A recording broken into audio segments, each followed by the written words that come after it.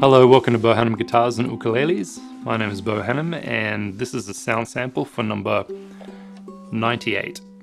And the label reads 2020, and it's probably the only good thing to come out of 2020, although it's 2020. Back then I put the label on the back. Now I do it at the end, so the label is more indicative of when the instrument was finished rather than when it was. This is beautiful Koa with some sapwood down the center, figured of course, and a side sound port. The top is Redwood, and the mosaic rosette is made up of a variety of looks like Brazil, Koa, Buckeye. The way these rosettes are made, they but be anything but one of a kind, just because you can't really reproduce them. I suppose you could if you really tried and wanted to lay them out, and that's the way they turn out. They always turn out good. It has a bound sound hole, which is what I always do now, and a bound side. Bindings are ebony, and it has scoop and they're veneered in ebony. And I call that type of bevel a modern style, just to differentiate it from the other style, which is kind of a smooth transition in and out of the bridge. Is also the nut saddle polish. The fingerboard is African, which has been bound in. The neck is figured, hand rubbed / sprayed, so I color into and then sprayed it. The back of the headstock is warm, and it has UP in gold and black. Definitely the standout feature of this uke is the inlay on the. Technically the inlay starts at the headstock. You can't see it because I sprayed color over it, a little more mysterious. One of the legs of the H turns into, now the particular river, Severn, I think it's pronounced. It's near Gloucester in the UK, and that river is near where the customer, and the customer is Steed. He owns the uke room in. The commission for I would like the river, and so I said, okay, rivers can be boring or they can be interesting. Luckily this was so interesting back and shape. It's not just the problems with it, the shape, area of the river where he was, it could still have been a fairly boring, could have just been a big fat mother of pearl or reconstituted stone. Some people would like that look, but I wasn't really inspired by that. And so I thought about it for months, trying to figure out what to do. And I came up with something which I wasn't sure I could pull off, which is typical of me and Inlay. But luckily, it all came together, which is also typical of me with Inlay. Sort of flying by the seat of my pants, not exactly knowing if I'll be able to do it. It makes woodworking and building fun. So the inlay is actually see-through, and I used very thin shell, and on the underside of that I used paper which I coloured and drew on, and then I epoxied it all together and then inlaid it. And so in some angles it looks like typical mother of pearl, and then when you look at it at a different angle you can see, and I watermarks and wrap around the bends of the river you would typically see strong. This, at the widest part right near the nut, that was a place where I thought that I could do something else. And so I was looking at old maps of the, and I came across this map that had "Here be dragons" written on it, and I thought, that's so good, I'm going to copy it. So I did, and in certain light or certain angles you can see that I've written "Here be dragons" in Latin under the mother of pearl. So it's sort of a hidden element. Also fades into this area on the fingerboard. Now the fingerboard, the river kind of became far less interesting. It just sort of turned into a fat blob. So that was never going to be an done in an artistic. And I was trying to think about do this, and I thought maybe I can stop reconstituted stone trees, or, and I thought, well, continue it. That was just my way of including and fading out what could have been a very boring.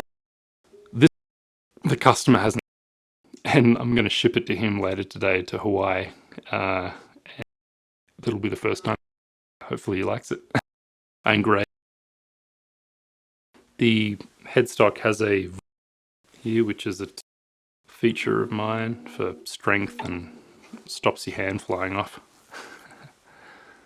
Doesn't really, but my signature fading perf, sculpted here, and my rectangle engraft. Evo gold with semi-hemispherical fret ends, kind of like hot dogs around. That's it for the show. Thank you so much for watching. I hope you found description. I certainly found it interesting trying to come up with the. Keep an eye out for my process. Now on to the sound sample.